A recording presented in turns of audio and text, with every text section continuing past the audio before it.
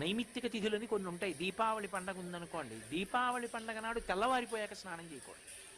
తెల్లవారక ముందు తైలాభ్యంజనం చేసుకుని, అంటే ఒళ్ళంతా నువ్వుల నూనె రాసుకుని, పెద్దవాళ్ళు వచ్చి మాడు మీద చౌరు పెడతారు, ఒంటికి అంతటికి నువ్వుల నూనె రాసుకుని, అప్పుడు సూర్యోదయం కాకముందు తలస్నానం చేసేయాలి. ఎందుకని, ఎందుకు అలా చెయ్యాలి దీపావళి నాడు అంటే శాస్త్రం చెప్పింది.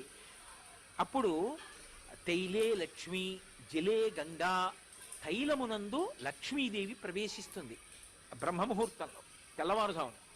ఆ నూనె ఒంటికి రాసుకున్నారనుకోండి, లక్ష్మి ఒళ్ళంతా ప్రవేశిస్తుంది. లక్ష్మి ప్రవేశిస్తే అలక్ష్మి తొలగిపోతుంది. జలే గంగా, జలముల యందు గంగ ప్రవేశిస్తుంది. తన పాపమే కాదు, తన చేత దుష్టమైన ఆలోచనలు చేయించి కష్టాల్లో పడేటట్టు చేయిస్తుంది. ఈ పాపం ఎందుకు తొలగిపోతుందంటే, దీపావళి పండగ నాడు తెల్లవారుజామున చేసినటువంటి సామాన్యమైన